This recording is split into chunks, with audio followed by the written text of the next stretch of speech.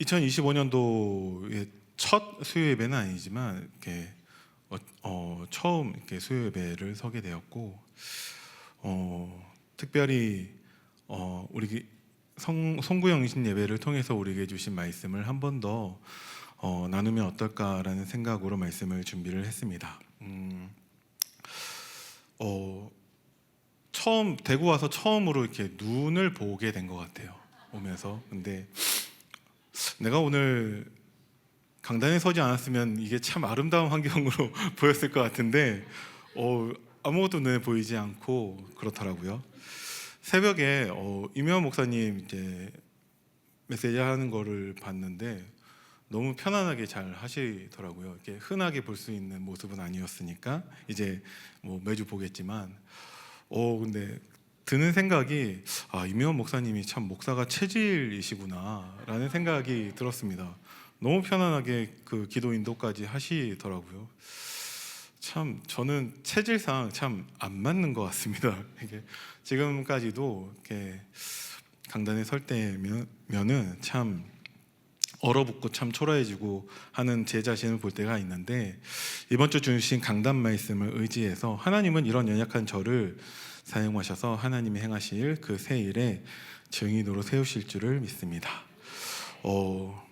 괜히 그 원단 메시지를 한다고 했는가라는 생각도 들었는데, 제가 지금 이렇게 나누는 내용이 뭐 다른 내용은 하나도 없겠죠. 그런데 제가 이렇게 여러분들께 드리는 말씀들이 이런 것들이 정답이다라는 것은 절대 아닙니다. 그런데 말씀을 정리하고 나에게 적용하는 데 있어서 혹시 조금이라도 도움이 될까 해서 오늘 여러분들과 함께 주신 송구영신 예배를 통해서 주신 우리 원단 메시지를 한 번 더 나누고자 합니다.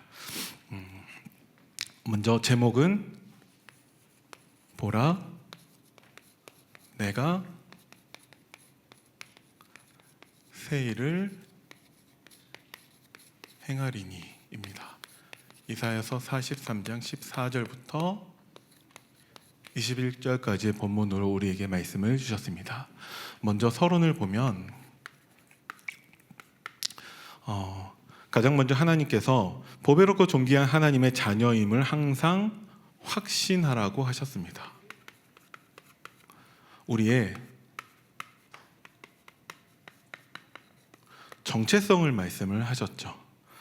이번 주 강단 말씀에서도 목사님 말씀하셨지만 우리의 정체성은 내가 알고 있는 나, 세상이 말하는 나, 그것이 아닙니다. 내가 알고 있는 나는 너무 연약하고 너무 부족하죠. 그죠? 그런데 하나님이 말씀하시는 나, 성경을 통해서 우리에게 증거해 주시는 나, 그 나는 다릅니다. 그것이 우리의 정체성이라는 것이죠. 혹시 그 원단 메시지 페이퍼가 있으면 그거를 보시면서 말씀을 들으시면 더 도움이 될 것 같습니다. 분명히 이렇게 말씀을 하셨습니다. 우리의 정체성은 반드시 성경에서 확인하고 말씀으로 확신을 가져야 된다라고 말씀하셨습니다. 이게 우리의 정체성입니다. 그죠? 왜 우리를 보배롭고 존귀한 하나님의 자녀라고 하셨습니까? 이사야서 43장 4절에 너희들이 내 눈에 보배롭고 존귀하며 그렇게 말씀을 하셨거든요. 네, 하나님 보시기에 우리는 보배롭고 존귀한 하나님의 자녀입니다. 우리는 너무 연약하고 부족하지만 실수도 많이 하고 예배에 늦기도 하고 예배에 빠지기도 하고 예배 때 졸기도 하고 그런 게 우리들의 모습인데, 그게 아니라 하나님이 우리 보시기에 우리는 보배롭고 존귀한 자라고 말씀을 하셨습니다. 성경에서 확인하고 말씀을 통해서 우리는 확신을 가져야 됩니다. 그러지 않으면 사탄이 자꾸 현실 속에 있는 우리들의 모습, 아무것도 가진 게 없고 아무것도 이룬 것도 없고 할 줄도 모르는 내 자신의 모습을 자꾸 보게 하거든요. 그런데 그것이 아니라 성경을 통해 하나님 말씀하시는 내가 진짜 우리의 정체성임을 여러분들이 믿으시기 바랍니다. 그렇다면 우리가 왜 성경을 읽어야 하는가의 이유가 또 하나 나오는 거겠죠. 성경을 통해서 하나님이 말씀하시는 나를 우리는 확인해야 됩니다. 우리의 정체성이 왜 중요한가라고 했을 때 하나님은 새 일을 행하시는데 여러분도 어떻게 생각하십니까? 나를 위해서 새 일을 행하실까요? 나를 통해서 새 일을 행하실까요? 하나님이 새 일을 행하시는데 나를 위해서 하시는 거라면 우리는 아무것도 할 게 없죠. 저희 아내가 저를 위해서 요리를 합니다. 그거 하는 동안에 저는 아무것도 하지 않습니다. 그런데 하나님께서 새 일을 행하시는데 나를 통해서 새 일을 행하신다면 우리가 할 게 있겠죠. 무엇을 해야 됩니까? 하나님이 말씀하시는 정체성을 확인해야 됩니다. 하나님은 우리를 보배롭고 존귀한 하나님 자녀 삼으셔서 우리를 통해서 새 일을 행하신다라고 말씀을 하셨습니다. 그죠? 네. 그러면서 우리가 또 해야 될 것이 있는데 무엇이냐? 하나님은 우리가 성경 중심으로 항상 하나님의 말씀에 순종하라고 말씀하셨습니다. 이것이 우리가 반드시 해야 되는 것입니다. 방법은 무엇이냐? 이렇게 말씀하셨죠. 써 있는 그대로 말씀드리겠습니다. 하나님의 자녀가 이 땅에 살아가는 방법은 자신의 뜻이 아니라 주인과 왕과 목자이신 하나님의 뜻에 순종하는 삶을 말씀을 통하여 사는 것이다 라고 말씀하셨습니다. 우리가 사는 방법은 말씀에 순종하는 삶을 사는 것입니다. 그것 말고는 하나님 자녀가 사는 방법은 없습니다. 왜? 그렇게 말씀을 하셨기 때문에. 그죠? 우리는 하나님 말씀에 순종해야 되는데 그것을 위해서 무엇을 해야 됩니까? 말씀을 가까이 해야 됩니다. 이렇게 말씀하셨습니다. 먼저 말씀과 가까워지는 시간을 매일 가져야 한다. 그래서 우리가 리딩 지저스를 통해서 성경을 읽고 있습니다. 오늘 성경을 읽으셨습니까? 하나님 말씀을 가까이 하라고 하셨습니다. 강단의 말씀을 듣고 강단 메시지 페이퍼를 보고 내가 정리한 것들을 가지고 묵상하면서 우리가 그것을 가지고 포럼도 할 수 있고 그것을 가지고 전도도 할 수 있고 하나님은 우리가 말씀을 가까이 하라고 하셨습니다. 말씀과 가까워지는 시간을 매일 가져야 한다. 그러면서 어떻게 가까워지냐? 말씀을 고백하고 암송하며 마음에 새기는 은혜의 시간, 집중의 시간을 매일 가져라.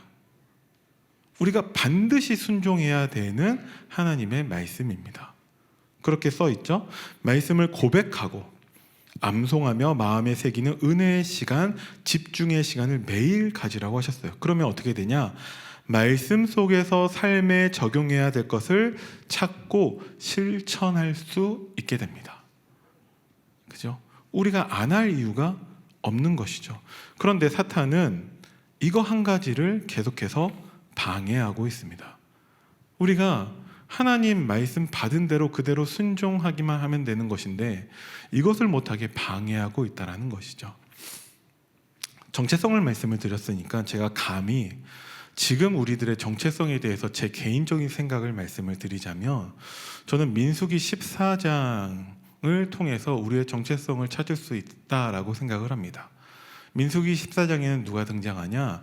여호수아와 갈렙이 등장하고 있습니다. 12명의 정탐꾼 가운데에서 10명은 현실 고백할 때 여호수아와 갈렙만은 하나님 주신 언약 붙잡고 믿음의 고백을 했습니다. 나중에 민수기 14장 10절 말씀을 찾아보시면 온 회중이 돌을 들고서 그들을 돌로 치려고 하고 있습니다. 어쩌면 우리가 그러한 위협을 당할 수도 그런 문제를 당할 수도 있을지 모릅니다. 그런데 왜 여호수아와 갈렙은 그걸 알면서도 왜 믿음의 고백을 했는가? 저는 그 비밀을 출애굽기 33장 11절 말씀에서 찾을 수 있다라고 생각을 합니다. 이렇게 되어 있습니다. 사람이 자기의 친구와 이야기함 같이 여호와께서는 모세와 대면하여 말씀하시며 모세는 진으로 돌아오나. 왜? 하나님께 받은 말씀을 이스라엘 백성들에게 전달해 줘야 되니까. 그런데 눈의 아들 젊은 수종자 여호수아는 회막을 떠나지 아니하니라. 여호수아가 누린 축복이 무엇이냐? 하나님 말씀을 가까이 했습니다. 그 결과 여호수아는 하나님 말씀에 순종하는 사람이 된 것입니다.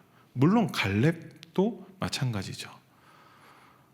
우리가 말씀의 순종함에 있어서 절대 잊어야 말아야 되는 것은 창세기 2장 17절과 창세기 3장 3절의 그 실수를 우리가 범하면 안 된다라는 것입니다.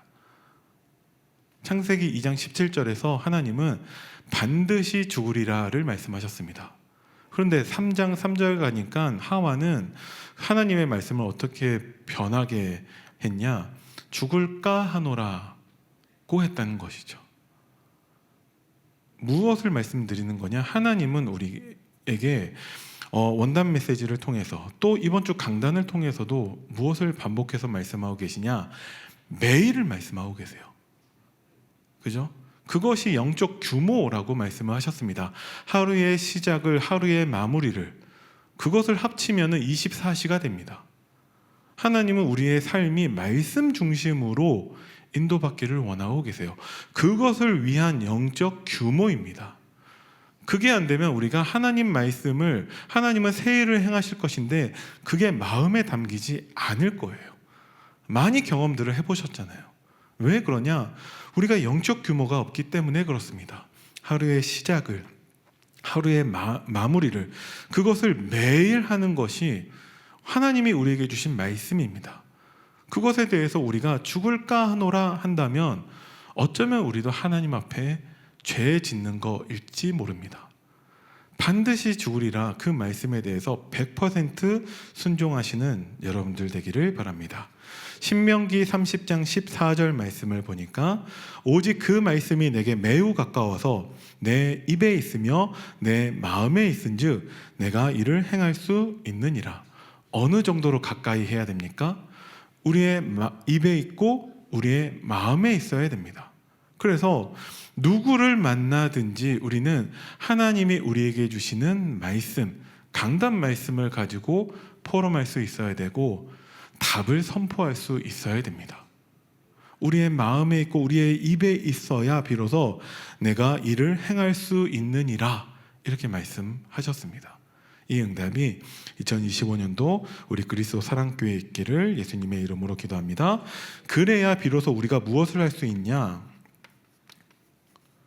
후대를 살리는 그리스도 언약을 성경으로 증거할 수 있다라는 것이죠. 이것도 제가 그냥 그대로 읽어드리겠습니다. 2025년에는 미래를 책임지는 후대들을 살리고 세우는 데에 온 교회가 마음을 다하여 동참하여야 한다. 후대를 살리는 데에 온 교회가 동참해야 된다. 어떻게 동참해야 됩니까? 성경을 통해서 그리스도를 알고 믿는 믿음의 세대를 세우는 데에 기도와 헌신으로 동참하라. 온 교회가 나 하나쯤이야. 그러면 절대 우리는 후대를 세울 수 없습니다. 왜? 온 교회가 동참하라고 말씀하셨기 때문입니다. 우리는 너무 연약한데요. 2025년 우리를 통해서 하나님이 행하시는 새 일을 소망하며 하나님만을 의지하고 따라가라고 말씀을 하셨습니다. 이 응답이 2025년도 반드시 우리에게 하나님이 허락하실 줄을 믿습니다. 본론의 내용을 보면 왜 우리가 하나님만을 의지하고 따라가야 되는가? 우리의 왕이며 구원자이시는 하나님만을 신뢰하라고 말씀을 하세요. 그러면 한 가지 질문할 수 있죠. 하나님 누구신데요? 왜 하나님만을 신뢰해야 됩니까? 하나님 누구신데요? 질문할 수 있죠. 왜 질문을 합니까? 전에도 말씀드린 적이 있는데 이거는 그냥 숫자 4입니다. 그죠? 이것을 답으로 바꿀 수 있는 게 질문을 하면 이 숫자 4라는 것이 답이 됩니다. 그죠? 그러면 우리가 질문할 수 있죠. 하나님 누구신데요? 그걸 물어보면 그 다음의 내용들이 우리에게 답이 됩니다. 하나님 누구십니까? 하나님은 우리에게 창조주 되십니다. 창조자, 구속자, 왕, 거룩하신 주이신 여호와를 뭐하라고 하셨죠? 바라보라고 하셨습니다. 우리 자신, 사람, 세상을 바라보지 말고 창조주 하나님을 바라보라. 우리의 구원자이시며 왕이신 하나님만을 기도로 의지하며 나아가라고 말씀을 하셨습니다. 이사야서 31장 1절부터 3절 말씀을 보시면요, 이렇게 되어 있습니다. 도움을 구하러 애굽으로 내려가는 자들은 화 있을진저 그들은 말을 의지하며 병거의 많음과 마병의 심히 강함을 의지하고 이스라엘의 거룩하신 이를 앙모하지 아니하며 여호와를 구하지 아니하나니. 어쩌면 우리들의 모습일 수 있다라는 것이죠. 왜 하나님을 우리가 의지하지 않고 세상을 의지합니까? 우리가 너무 연약하니까. 그런데 하나님은 이렇게 느껴지지도 않고 보이지도 않고 언제 한번 하나님이 나를 도와주신 적이 있는가 싶을 정도로 우리가 하나님과 너무 멀다라는 것이죠. 그래서 하나님은 지혜로우셔서 2절 말씀을 보니까 여호와께서도 지혜로우신즉 재앙을 내리실 것이라 그의 말씀들을 변하게 하지 아니하시고 일어나사 악행하는 자들의 집을 치시며 행악을 돋는 자들을 치시리니. 당연히 하나님은 하나님을 의지하지 않는 사람들에게 재앙을 주십니다. 하나님의 말씀을 변하지 않게 하시니까 하나님 말씀 따라 가라고 하시는 거겠죠. 그러면서 악행하는 자들의 집을 치시고 행악을 돕는 자들을 치신다라고 말씀하십니다. 3절 말씀에 애굽은 사람이요 신이 아니며 그들의 말들은 육체요 영이 아니라 여호와께서 그의 손을 펴시면 돕는 자도 넘어지며 도움을 받는 자도 엎드려져서 다 함께 멸망하리라. 혹시 우리가 세상의 다른 사람들, 세상의 어떤 경제나 우리가 의지할 만한 것들을 우리가 의지한다면 나도 망할 뿐더러 나를 돕는 그것까지도 다 망하게 될 것입니다. 그렇게 말씀하셨어요. 그럼 어떻게 해야 됩니까? 창조주이신 하나님만 바라보라고 하셨습니다. 어떻게 하나님만을 우리가 바라볼 수 있습니까?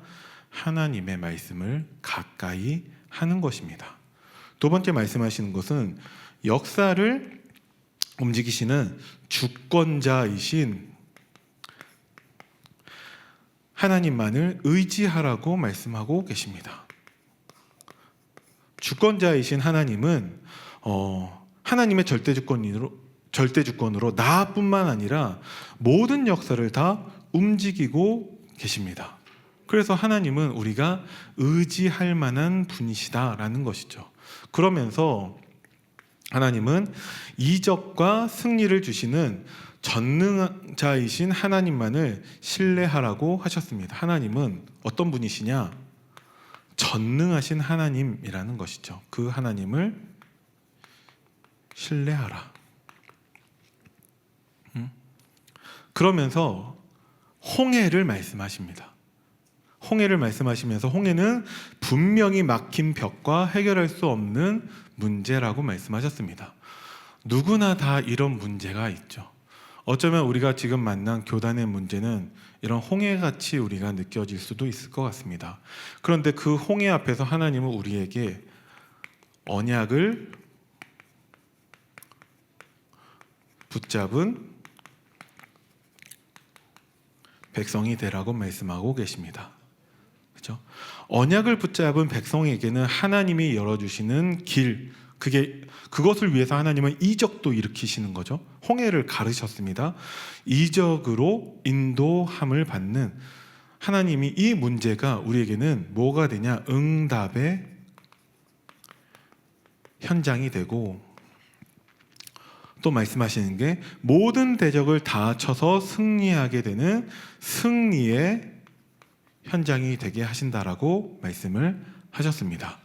하나님만이 나의 도움과 승리 되심을 믿으라고 말씀을 하고 계십니다. 그래서 우리는 이런 하나님만을 신뢰하는데 우리의 창조주이신 하나님을 바라보고 절대 주권자이신 하나님을 의지하고 전능하신 하나님을 신뢰하라고 말씀하고 계십니다. 어떻게 하면 됩니까? 그것이 2025년도 우리에게 주신 교회 방향이라는 것이죠. 이렇게 말씀을 하셨습니다. 우리가 성경 중심, 말씀 중심, 강단 중심, 복음 중심으로 우리가 인도받아야 된다고 말씀을 하셨습니다. 그죠? 그게 언약 붙잡은 하나님 자녀입니다. 하나님의 말씀은 세 가지가 있습니다. 기록된 말씀, 성경, 선포된 말씀, 강단, 그리고 이 모든 말씀이 성취된 말씀, 예수 그리스도. 그래서 우리는 성경 중심, 말씀 중심, 강단 중심, 복음 중심으로 인도받아야 하는 것입니다. 그것이 언약 붙잡은 백성입니다. 이것을 한마디로 정리하면 우리는 성경 중심으로 강단 말씀을 따라서 예수 그리스도의 복음을 누리는 것입니다. 이때 비로소 우리는 건강한 신앙생활을 할 수 있는 것입니다. 어쩌면 우리가 지금까지 예수 그리스도의 복음에 대해서는 너무나 확신했는데 그렇게 우리가 훈련을 받았죠. 그런데 어쩌면 우리가 강단 말씀에 응답받는 부분에서는 조금 우리가 부족한 게 있었던 것 같습니다. 우리가 많은 시간 성경에 대해서 너무 외면하고 있었다라는 것이죠. 그래서 우리가 훈련받은 대로 되어지는 성경적 전도 운동에 우리가 좀 부족한 부분이 있었던 것 같습니다. 그래서 이제는 2025년도 우리는 성경을 중심으로 강단 말씀을 따라서 예수 그리스도의 복음을 누리는 그 응답을 누리게 될 줄 믿으시기 바랍니다. 그러면 우리는 어떻게 해야 되냐? 철저하게 강단 말씀에 100% 순종해야 되는 것입니다. 그때 하나님은 우리에게 구원의 새 일을 행하시는 하나님의 인도하심을 따라가게 하십니다. 저는 이 내용을 볼 때 데살로니가 전서 5장 16절부터 18절까지의 내용이 생각이 났습니다. 항상 기뻐하라, 쉬지 말고 기도하라, 범사에 감사하라. 이것이 그리스도 예수 안에서 너희를 향하신 하나님의 뜻이니라. 마태복음 11장 28절에 수고하고 무거운 짐진 사람들이 있죠. 그들에게는 이 내용이 명령어로 느껴질 것입니다. 근데 이게 됩니까? 이게 항상 기뻐하셨습니까? 오늘 하루 종일 안 됐습니다. 저도 쉬지 말고 기도하셨습니까? 범사에 감사하고 계십니까? 안 되잖아요. 절대 이룰 수 없는 명령이라는 것이죠. 그런데 내게로 오라, 내가 너희를 쉬게 하리라. 그렇게 신앙생활 하는 자들에게는 이것이 명령어가 아니라 하나님의 응답이 됩니다. 왜 그러냐? 항상 기뻐할 수밖에 없게끔 내가 너에게 역사하시겠다라는 거거든요. 쉬지 말고 기도할 수밖에 없게끔 우리가 기도할 때마다 응답하신다라는 거거든요. 범사에 모든 일에 감사할 수밖에 없게끔 하나님이 우리와 함께 하신다라는 말씀입니다. 그죠? 네. 누구에게? 언약을 붙잡은 백성에게는 그렇다라는 것입니다. 그죠? 그래서 우리의 정체성이 중요하다라는 것이죠. 하나님이 말씀하시는 나. 그죠? 그래서 그 정체성으로 주신 그 말씀에 대해서 우리는 순종하는 것입니다. 그것을 우리가 증인으로 후대들에게 전달하는 것이죠. 이것 말고는 다른 방법이 없습니다. 그러면 언약 붙잡은 우리들에게 창조주이신 하나님을 바라보며 주권자이신 하나님을 의지하고 전능하신 하나님을 신뢰하는 우리들에게 하나님은 무엇을 하십니까? 하나님께서는 과거를 뛰어넘는, 과거에 여러분들이 특히 또 다락방에 처음 오셨을 때 지금부터 한 20년, 30년 전에 참 우리가 뜨거웠었죠. 어쩌면 지금은 그렇지 않은 것 같습니다. 그럼 그때는 맞는데 지금은 틀리냐? 그때 역사하셨던 하나님은 지금도 역사하고 계십니다. 그죠? 그러면서 과거를 뛰어넘는 하나님의 역사를 기대하게 하십니다. 왜? 하나님은 새 일을 행하실 것이기 때문에, 누구를 통해서? 하나님은 언약 붙잡은 나를 통해서 반드시 새 일을 행하실 줄 믿으시기 바랍니다. 그럼 우리는 과거를 뛰어넘는 하나님의 역사를 기대할 수밖에 없는 것이겠죠. 그죠? 또 말씀하시는 게 하나님이 행하시는 구원의 새 일을 어디에서? 현장에서 체험하게 하실 것입니다. 저는 그렇게 믿습니다. 왜? 저는 언약 붙잡았거든요. 또 하나님은 하나님이 택하신 백성을 보호하심을 우리가 믿어라, 믿게 하실 것입니다. 많은 어려움들이 있을 수 있겠죠. 민수기 14장 10절처럼 온 회중이 돌을 들고 그들을 쳐서 죽이려고 할 수도 있겠죠. 막 오직인 줄 알았는데 오직 아니네. 여러 가지 많은 비아냥과 그런 것들이 있을 수 있겠죠. 그렇지 않습니다. 우리는 성경을 중심으로 강단 말씀을 따라 예수 그리스도의 복음을 누리는 응답 속에 있습니다. 하나님이 우리를 보호하실 것입니다. 또 드디어 새 일을 행하시는 하나님을 찬양하라, 찬양하게 하실 것입니다. 21절 말씀대로 하나님은 이 백성은 내가 나를 위하여 지었나니 나를 찬송하게 하려 함이니라. 우리가 찬송하는 게 아니고요, 하나님이 이렇게 하게 하실 것입니다. 누구에게? 언약 붙잡은 백성에게. 그래서 2025년도 누구보다도 여러분들이 성경 중심으로 강단 말씀을 따라, 이거는 우선순위가 아닙니다. 이거는 생명 걸어야 됩니다. 우선순위라는 것은 다른 것과 비교해서 그래도 첫 번째 이런 식으로 다른 것 동급으로 여기는 다른 것들이 있다라는 거거든요.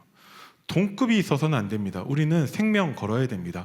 성경을 중심으로 강단 말씀을 따라 우리는 예수 그리스도의 복음을 누리는 것입니다.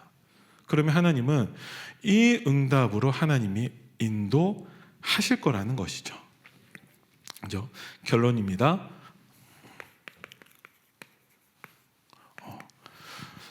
당연히 성경 중심으로 우리는 신앙생활을 해야 됩니다. 그죠? 우리가 성경과 하나님 말씀 중심으로 신앙생활을 한다는 것은 어떤 희망 고문이나 자기 암시 같은 어떤 심리적 효과 이런 것들을 바라는 게 아닙니다. 그죠? 지금 유행하고 있는 오징어 게임 2에서와 같이 어떤 게임처럼 어떤 확률 게임하는 그런 게 아니에요. 될 수도 있고 안 될 수도 있고 이런 게 절대 아니죠.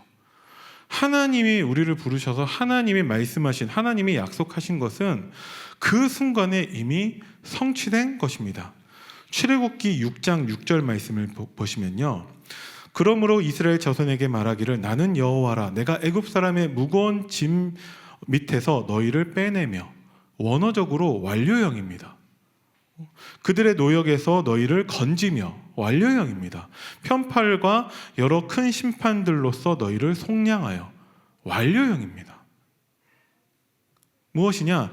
하나님이 앞으로 이스라엘 백성들을 출애굽시키겠다는 미래의 일이지만 하나님이 말씀하시는 그 순간 이미 완료된 일인 것입니다. 하나님은 우리에게 말씀을 주실 때 말씀 성취를 전제로 하나님 말씀하시는 거예요. 우리가 하나님의 언약으로 붙잡았다라는 것은 하나님 말씀 성취를 확인할 수 있는 것이죠. 그래서 지금 그것을 우리에게 믿음으로 받고 누리라고 하는 것입니다. 미래에 완성될 것을 과거의 하나님의 말씀에 의지해서 지금 우리에게 갖고 지금 누리라고 말씀을 하시는 것입니다. 이게 안 되면요, 과거는 늘 후회할 것이고요, 미래는 늘 두려운 것이고요, 지금 우리는 불만족할 수밖에 없는 것입니다. 그래서 하나님의 말씀, 성경과 강단 말씀 받을 때 여러분들이 그 중심으로 받으시기 바랍니다. 성경 중심의 신앙생활은 어떻게 해야 됩니까? 하나님은 성경 읽기부터 시작하라고 하셨어요. 읽기, 그리고 암송하고 묵상하고, 가장 먼저 읽기부터 시작하셔야겠죠. 네.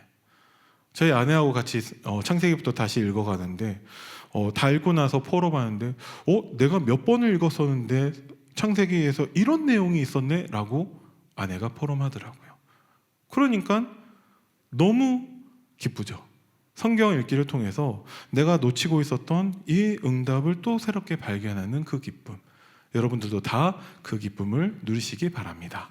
그죠? 그리고 그때 하나님은 우리에게 살아있는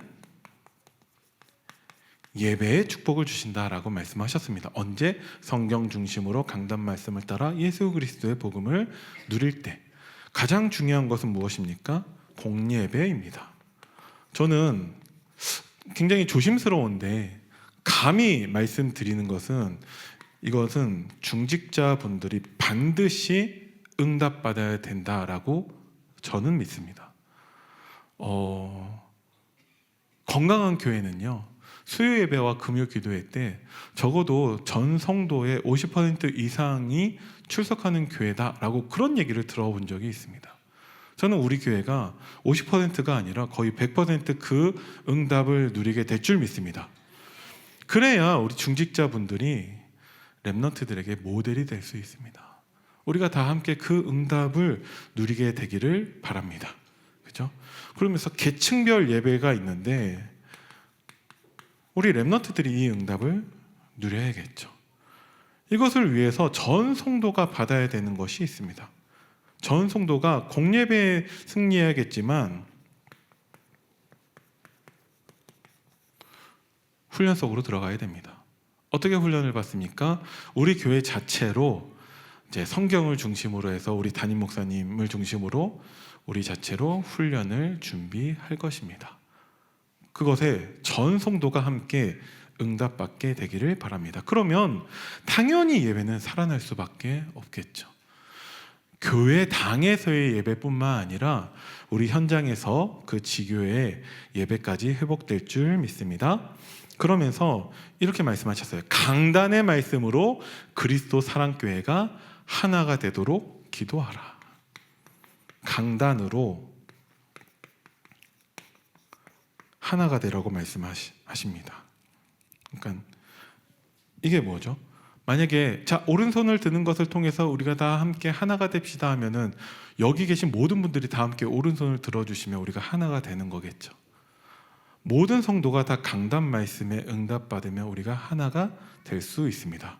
왜 그래야 되냐? 그래야 우리가 후대를 살릴 수 있다는 것이죠. 예수 그리스도의 복음으로 후대를 살리라고 말씀을 하셨어요. 어떻게 하셨죠? 어떻게 살리라고 하셨죠? 복음 중심의 양육 체계. 저는 이것과 관계가 있다고 생각을 합니다. 복음 중심의 양육 체계라는 것은 무엇이냐?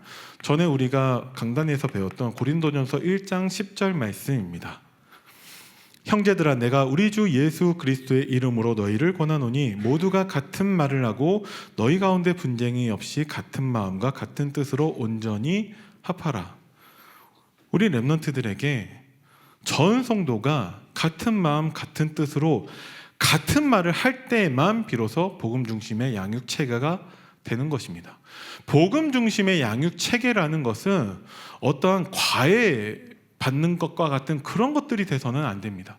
지금까지 많이 있었다라는 것이죠. 신학원도 있었고 어떤 분들은 선교사 훈련원도 있었고, 그런데 뭐가 안 됩니까? 실제 내 삶 속에서 그 응답을 누리는 부분에 많은 맹점들이 있다라는 것이죠. 그분들마다 그분들을 비난하고 책망하고 하는 것이 아니라 우리가 놓친 것이 있는데 무엇이냐? 강단 말씀으로 하나 되는 것입니다. 같은 마음 같은 뜻으로 같은 말을 할 때에 비로소 후대를 살리는 복음 중심의 양육 체계를 교회당 건물 안에서뿐만 아니라 우리의 가정에서도 만들 수 있다는 것이죠. 예를 들어서 렘넌트를 복음 중심으로 살리는 데 있어서 가장 좋은 것은 부모님과 함께 받은 강단 말씀 가지고 예배드리고 포럼하고 기도하는 것입니다. 그런 가정들이 있나요? 그런 가정들이 되기를 바랍니다. 그러면 나는 못하기 때문에 교회의 사역자들과 교사들에게 맡겨버리는 식의 무책임한 일을 하지 않게 된다는 것이죠. 후대를 위해서 어떻게 해야 된다라고 말씀하셨습니까? 온 교회가 동참해야 된다라고 말씀을 하셨습니다. 온 교회 모든 성도가 다 교사를 해야 된다는 얘기입니까? 맞습니다. 전 그렇게 생각합니다. 뭘 가르쳐야 되죠? 강단 말씀, 같은 마음 같은 뜻으로 같은 말을 할 수 있어야 한다라는 것입니다. 여기에서 교회에서 훈련 받아갔는데 교회에서 아버지는 엉뚱한 얘기하고 엄마는 불신앙 얘기하고 있으면 어떻게 후대를 살리는 게 되겠냐고요. 우리가 같은 마음 같은 뜻으로 같은 말을 할 수 있어야만 비로소 우리는 복음 중심의 양육 체계를 만들 수 있게 되는 것입니다. 그것을 위해서 여러분들이 기도와 헌신으로 동참하는 2025년도가 되기를 바랍니다. 그때 어떤 응답이 주어집니까? 성경적 전도 운동, 그 문이 열리게 될 것입니다. 근데 어쩌면 이거 놓고서 기도는 많이 했는데 이거 놓치고 있었죠. 이거 안 되고 있었죠. 당연히 이거는 없죠. 그러니까 성경적 전도운동이 그냥 하나의 구호만 되는 것입니다. 성경적 전도운동을 합시다. 성경적 전도운동을 합시다. 근데 공예배도 안 드려요. 근데 다락방도 안 해요. 그러면 우리가 우리의 모습을 점검하고 하나님이 우리에게 주시는 말씀에 100% 순종하는 것 말고는 답이 없습니다. 그죠? 그러면 하나님이 2025년도 하나님이 행하시는 그 새 일 가운데 우리가 이 말씀대로 그대로 성취되어지는 응답의 주역이고 모델이고 증인이 될 줄 믿습니다. 여러분들이 다른 사람들 얘기할 필요 없어요. 나부터 그 응답 누리면 됩니다. 온 교회가 그 응답 누리는데 왜 이 응답이 없냐? 내가 혹시 놓치고 있어서인지 모릅니다. 어차피 다른 사람들에 대해서 우리가 어떻게 할 수 있는 방법이 없기 때문에 나부터 이 응답 속으로 들어가서 내가 모델이 되고 증인이 되면 됩니다. 예. 증거 있는 증인한테는 모든 사람들이 다 따라갈 수밖에 없습니다. 그게 여호수아였고 갈렙이었습니다. 그래서 우리가 다 함께 2025년도 하나님은 새 일을 행하신대요. 그래서 뭐 하라고요? 보라고요. 하나님은 자꾸 우리에게 말씀하고 계십니다. 좀 봐봐. 좀 내가 새 일을 행하고 있으니까 너도 거기에 동참하라. 왜? 너는 보배롭고 존귀한 하나님 자녀니까. 하나님 말씀에 순종할 때 하나님은 이 응답을 나를 통해서 그 새 일을 행하시는 그 응답을 누리게 하실 줄을 믿습니다.